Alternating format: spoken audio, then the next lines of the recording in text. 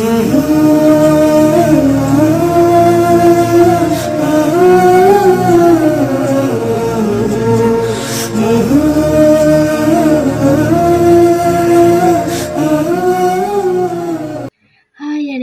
வணக்கம். இது உங்கள் ஸ்ரீதா ட்ரிபிள் கோஸ்டரி சேனல். நான் உங்கள் ரீதா. ஃபர்ஸ்ட் ஆஃப் ஆல் உங்கள் எல்லாருக்கிட்டையும் சாரி சொல்லிக்கிறேன். ஏன் சாரினா, நான் என்னுடைய கோஸ்ட் வீடியோஸ் போட்டு பல வாரங்கள் ஆகுதுங்க. ஸோ கவலைப்படாதீங்க, இதுக்கப்புறம் நான் என்னோடய வீடியோஸ் போட ஸ்டார்ட் பண்ணிவிடுவேன். ஏன் இதுக்கு முன்னாடி போகலன்னு கேட்டிங்கன்னா, நான் கொஞ்சம் பிஸியாக இருந்துட்டேங்க. பட் இதுக்கப்புறம் நீ பிஸியாக இருக்க மாட்டேன் அப்படின்னு கேட்டிங்கன்னா அப்படிலாம் இல்லைங்க. கோஸ்ட் வீடியோஸ் செய்கிறதுக்கு முன்னாடி நான் ஒரு டைம் தனியாக ஒதுக்கி வச்சுட்டேன். ஸோ அந்த மாதிரி டைமில் தான் கோஸ்ட் வீடியோஸ் செய்ய போகிறேன். ஓகே, இன்றைக்கி என்னன்னு பார்த்தீங்கன்னா, ஒரு பயங்கரமான பேய் கதையை தான் கொண்டு வந்திருக்கேன் உங்களுக்காக. கண்டிப்பாக பிடிக்கும். ஸோ வீடியோவை ஸ்கிப் பண்ணாமல் ஃபுல்லாக பாருங்கள். வீடியோக்குள்ளே போகிறதுக்கு முன்னாடி ஒரு சின்ன இன்ஃபர்மேஷன். என்னோடய யூடியூப் சேனலில் ஃபர்ஸ்ட்டு வீடியோவில் நான் சொல்லியிருப்பேன், ஒரு கோஸ்ட் வீடியோஸ் தான் நான் போட போகிறேன் அப்படின்னு நான் சொல்லியிருப்பேன். அதில் ஒரு சின்ன சேஞ்ச் அதெல்லாம் கிடையாதுங்க. நான் மிஸ்ட்ரி கேஸ், கோஸ்ட் ஸ்டாரிஸ், இந்த மாதிரி பல கேசஸ் பற்றி பேச போகிறேன். ஸோ இன்றைக்கி கோஸ்ட் ஸ்டாரிஸ். ஸோ இதுக்கப்புறம் மிஸ்ட்ரி, ஸோ இந்த மாதிரி நிறைய விஷயங்களை பற்றி நான் ஸ்டாரி சொல்லுவேன். ஸோ இது ஒரு சின்ன சேஞ்சிங், ஓகேவா? கோஸ்ட் ஸ்டாரிஸ் மட்டும் சொல்லிக்கிட்டே இருந்தால் ஒரு இன்ட்ரெஸ்ட் இருக்காதுல்ல, அதனால தான். ஓகே, இப்போ வாங்க வீடியோக்குள்ளே போகலாம். வீடியோவை ஸ்கிப் பண்ணாமல் பாருங்கள், வாங்க.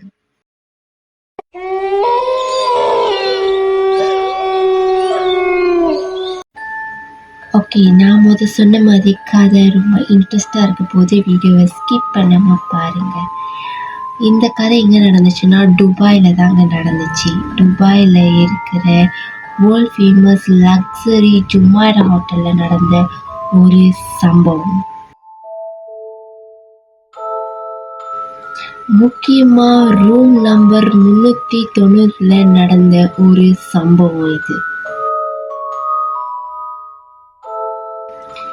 இந்த மாதிரி ஹோட்டல்ஸில் யார் யார் ஸ்டே பண்ணுவான்னா, செலிப்ரிட்டிஸ், பிஸ்னஸ் மேன்ஸ், ஸோ இந்த மாதிரி பெரிய பெரியவங்க தான் ஸ்டே பண்ணுவாங்க. அப்படியே நீங்கள்லாம் தெரிஞ்சுக்கலாம், இது ரொம்ப வசதியான ஹோட்டல் அப்படின்னு நீங்கள் கண்டிப்பாக தெரிஞ்சிருப்பீங்க.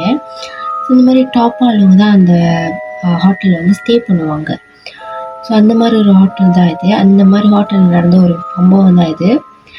2008 ஈரோப்பன் பேரை போடுறேன், ஈரோப்பன் அப்படின்ற ஒரு நபர், பிஸ்னஸ்மேன்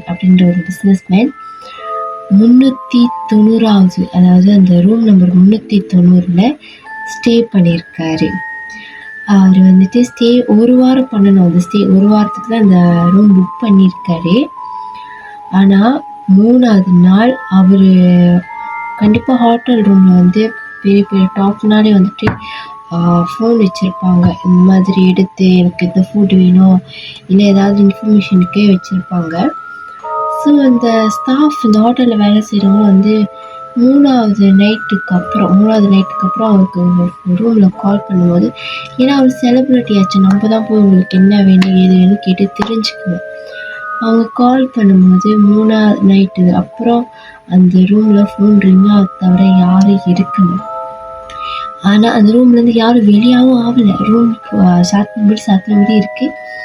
ரூம்லேருந்து கால் யாரும் எடுக்கலை. பல வாட்டி பண்ணிட்டாங்க, எடுக்கலை. ஸோ எடுக்கலை சொல்லிட்டு ரூம் டோரை தட்டியிருக்காங்க. ரூம் டோரை தட்டிட்டு ரூம் டோரும் திறக்கலை. உள்ள ஆள் இருக்கு, சிரிக்குதுங்க. உள்ள ஆள் இருக்கு. உள்ளே அந்த செலிப்ரிட்டி இருக்காங்க. ஆனால் டோர் ஓப்பன் பண்ண மாட்டுறாங்க, ஃபோன் எடுக்க மாட்டுறாங்க. ஏன் அப்படின்னு யாருக்கும் தெரியல. ஸோ இந்த மாதிரி பெரிய ஹோட்டல்னாலே கண்டிப்பாக இன்னொரு கீ வச்சுருப்பாங்க, அந்த ரூமோட இன்னொரு கீ. அது ஏன் யூஸ் பண்ணல நீங்கள் கேட்டிங்கன்னா, இது இன்னொருத்தரோட ரூம் புக் பண்ணியிருக்காரு. அவர் பெர்மிஷன் இல்லாமல் நம்ம அந்த ரூமுக்குள்ளே போக முடியாது, ஆமாவா? ஸோ அதனால் இவங்க திறக்க மாட்டுறாங்க, ஏதோ இஷ்யூ ஆகிடும் சொல்லிட்டு இன்னொரு கீயை எடுத்து அந்த ரூம் டோரை திறந்து பார்த்துருக்காங்க. ரூமில் சாமான்லாம் அப்படியே, சாமான் மீன்ஸ் பெட்ஷீட், அந்த பொருட்கள்லாம் அப்படியே கலைஞ்சி கிடக்கு. அந்த ஈரோப்பா அப்படின்ற ஒரு பிஸ்னஸ் மேன் பாத்ரூமில் இறந்து கிடக்கிறாரு. எவ்வளோ பெரிய ஷாக்கிங்கில் ஒரு பிஸ்னஸ் மேன் அந்த ரூம் நம்பர் 390 தங்கினால இறந்துட்டாரோ என்னமோ. ஸோ அவர் வந்து அந்த கரெக்டாக பாத்ரூமில் இறந்து கிடக்கிறாரு. இதை பார்த்த இவங்க ஸ்டாஃப்க்கு ஆனர்ஸ்க்குலாம் ரொம்ப பயம் வந்துருச்சு. என்னடா இந்த ரூமில் இப்படி ஒருத்தர் இறந்துட்டாரே அப்படின்னு சொல்லிட்டு பயம் வந்துருச்சு. ஓகே, அந்த இறந்த ஒரு ரூம் இருக்குல்ல, ஈரோப்பா தானே சொன்னேன். ஈரோப்பா தான். ஈரோப்பாவோட அந்த ரூம் அந்த ரூம் நம்பர் 390 அதே இறந்த டைம் கண்ணாடியில் ஐ கான் லீவ் அப்படின்னு எழுதிருந்துச்சு. அது யார் எழுதினாலும் யாருக்கும் தெரியாது. இறந்தவர் எழுதினாரோ வேற எதுவும் எழுந்துச்சோன்னு யாருக்கு தெரியும். ஸோ யாருக்குமே தெரியாது. ஒரு பயம் அப்படி எடுத்து பார்த்துக்கணும். தனியாக இருக்குல்ல பயம். ஒரு 2 நிமிஷம் சாரி ஆள் வந்துட்டாங்க. அதுதான் ஓகே, இறப்பிச்சாதீங்க. ஓகே, நான் எதை சாப்பிட்றேன். ஓகே, அந்த ஈரோப்போது ஐ கேன் லீவ் யார் இருந்தாலும் நம்மளுக்கே தெரியாது. அவங்களுக்கும் தெரியாது. ஒரே கன்ஃபியூஸ். ஆனால் அந்த ரூம் அதோட மூட கிடையாது. அதுக்கப்புறம் அந்த ரூமில் நிறைய கெஸ்ட் வந்திருக்காங்க. அவங்க வந்தப்போ அவங்களும் நிறையா சிம்டம்ஸ் சொன்னாங்க. ஆனால் அவங்க யாரும் சாப்பிட நிறைய சிம்டம்ஸ் சொன்னாங்க.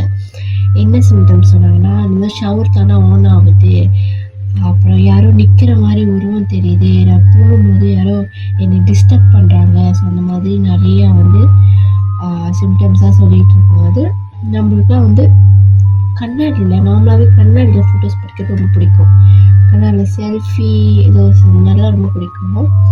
அதே மாதிரி அந்த ரூம் கண்ணாடியில் செல்ஃபி எடுக்கும்போது யாரும் நிற்கிறாங்க. ஃபோட்டோ எடுத்ததுக்கப்புறம் தான் தெரியுமா ஒரு மாதிரி ஒரு ப்ளோவாக ஒரு ஆள் அப்படியே பக்கத்தில் நிற்பாங்களா இல்லை பின்னாடி நிற்பாங்களா. பள்ளி அடிக்குது. இந்த கதையை பேசலாமல் கூட எனக்கு தெரியாதுங்க. கதை ரொம்ப இன்ட்ரெஸ்டிங்காக இருக்குன்னு சொல்லிக்கிட்டு இருக்கேன். மணி எத்தனை தெரியுமா? இப்போ 4:18. மணி இப்போ 4:18. விடிய காலையில் உட்காந்து நானும் ஒரு பேய் மாதிரி பேக்க சொல்லிட்டு இருக்கேன். பார்த்துக்கோங்க. ஓகே, அப்புறம் இந்த மாதிரி நிறையா சிம்டம்ஸ் இருந்திருக்கு. அதெல்லாம் கம்ப்ளைண்ட் பண்ணியிருக்காங்க. ஸோ அதை இந்த மாதிரிலாம் நடக்குது அப்படின்னு சொல்லி கம்ப்ளைண்ட் பண்ணியிருக்காங்க. அது யார்கிட்ட? ஆனர்கிட்ட கம்ப்ளைண்ட். அவங்க தான் அந்த ரூமே பூட்டலையே. அதுக்கப்புறம் அவங்களுக்குலாம் தெரியும் தானே அந்த ரூமில் ஏதோ ஒரு சம்திங் இருக்கு அப்படின்னு. அங்குள்ள ஸ்டாஃப்லாம் எப்படின்னா அந்த ரூமை பற்றி அவ்வளோவா பேசவே மாட்டாங்க. பயம் பயம். சாரி, நான் வீடியோ கட் பண்ணிட்டு எடுக்கிறேன்னா சாரி கொஞ்சம் ப்ராப்ளம் ஆயிடுச்சு. அதான் கட் பண்ணி எடுத்தேன். ஓகே, என்னென்னா அந்த ரூம் க்ளீன் பண்ண கூட 2 பேராக போவாங்களாம். அந்த 2 பேர் போயிட்டு தான் அந்த ரூம் க்ளீன் பண்ணுவாங்களா. ஏன்னா ஒரு ஆள் போகிறது பயப்படுவாங்க. ஏன்னா நிறைய பேர் சொல்லியிருக்காங்களே அந்த ரூமில் சம்திங் ஏதோ இருக்குது அப்படின்னு. ஸோ இந்த ரூம் 2 பேர் தான் போய் க்ளீன் பண்ணுவாங்களாம். அந்த ரூமுக்கு மட்டும் ஒரு ஆள் இந்த மாதிரி போக மாட்டாங்களே. ஏன்னா எப்பவுமே பயமா. அப்படி அந்த 2 பேர் போனால் கூட ஏதாவது ஒரு சிம்டம்ஸ் இருக்குமா அந்த ரூமில். கண்ணாடி முன்னாடி இல்லை பின்னாடி யாரும் நிற்கிற மாதிரி, பெட்ஷீட்டை மாற்றக்குள்ள பாத்ரூம் தண்ணி வர மாதிரி. ஸோ அந்த மாதிரிலாம் சவுண்டு கேட்குமா. தொண்டை ஒரு மாதிரி இருக்குல்ல. சரியாயிரும். Okay, 2 staff. ஓகே, அதெல்லாம் சொல்லிட்டேன் நான். அதுக்கப்புறம் அந்த ரூமை யாரும் யூஸ் பண்ண கிடையாது. ஏன்னா அந்த ரூமில் நிறைய இஷ்யூஸ் நடந்துருச்சு. நிறையா சம்திங்காக நிறையா நடந்துருச்சு. ஸோ அந்த ரூமில் கோஸ்ட் இருக்கிறது உறுதியாயிடுச்சு. ஸோ இவங்க என்ன பண்ணுறாங்கன்னா, அப்போ தான் அந்த ரூமை மூடுறாங்க. இந்த அறிவு முன்னாடியே வந்திருக்க கூடாதா? முன்னாடியே மூடி இருந்தால் நிறைய பேருக்கு ஏதாவது பிரச்சனை வந்திருக்குமா. ஸோ அந்த ரூம் பூட்டிட்டாங்க. அந்த ஹோட்டல் அந்த ரூம் மட்டும் பூட்டிட்டாங்க. அது ஸ்டாஃப் ரூம், ஸ்டோர் ரூம் அந்த மாதிரி வச்சுட்டாங்களா. ஸ்டோர் ரூம் அந்த மாதிரி வச்சுட்டாங்க. ஆனால் ஸ்டீல் அந்த ரூம் பக்கத்து யாரும் போகவே மாட்டாங்க. அதை க்ராஸ் கூட பண்ண மாட்டாங்க. அப்படி க்ராஸ் பண்ணாலும் ஆளை கூட்டிகிட்டு தான் க்ராஸ் பண்ணுவாங்க. ஸோ தனியாக போக மாட்டாங்க. அந்த ரூம் வழியாவோ இல்லை அந்த ரூம்குள்ளே ஏதாவது ஜாமான் போனாலும் தனியாக போகவே மாட்டாங்க. ஏன்னா அவ்வளோ பயம், இந்த ரூம் கொடுத்த ஒரு பயம் அது அப்படி. ஸோ அதனால வந்துட்டு இவங்க யாரும் வந்து இந்த ரூமுக்கு வந்து தனியாக போக மாட்டாங்க. இதுதாங்க அந்த கதை. பட் இந்த கதை வந்து ஸ்டீல் இருக்குது, இப்போ வரைக்கும் இருக்குது. துபாய் பிளேஸை மறந்த பற்றி தான் இங்கே வரேன். துபாய் பிளேஸை மறந்துட்டேனே. துபாயில் வந்துட்டு Jumeirah hotel, world famous luxury Jumeirah ஹோட்டலில் நடந்த ஒரு உண்மையான கதை. ஸ்டீல் இருக்குது, அந்த ரூம் இருக்குது. ஸ்டீல் அந்த ரூம் வந்து போட்டு தான் வச்சுருக்காங்க. அது ஜஸ்ட் ஒரு ஸ்டோர் ரூம் ஆக்கிட்டாங்க அப்படின்னு சொல்கிறாங்க. ஸ்டோர் ரூம் ஆக்கி வந்து அது வந்துட்டு எப்படி பெட்ஷீட்லாம் வச்சுட்டு அந்த மாதிரிலாம். ஆனால் போனால் கூட ஆளோடு தான் போவாங்க அந்த மாதிரி.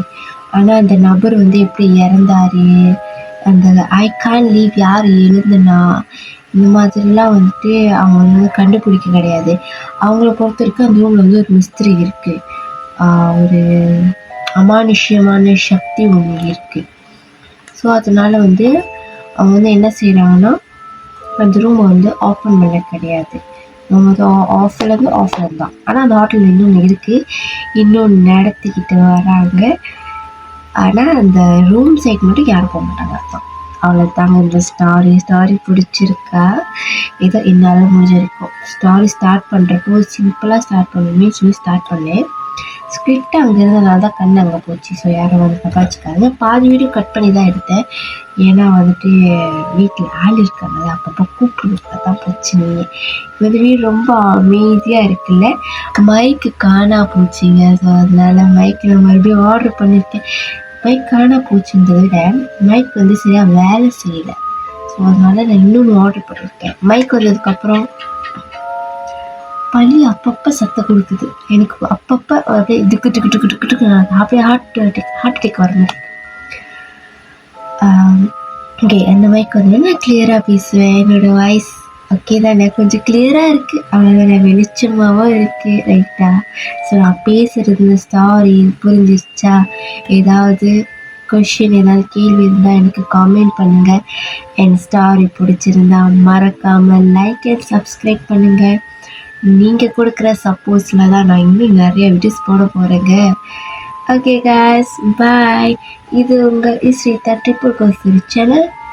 நான் விடை பெறுகிறேன். Tata, bye bye. அடுத்த ஒரு பயங்கரமான கோஸ்ட் ஹவுஸில் நான் உங்களை சந்திக்கிறேன். கண்டிப்பாக சந்திக்கிறேன். இல்லை, அடுத்த ஒரு மிஸ்திரி கேஸில் நான் உங்களை சந்திக்கிறேன்.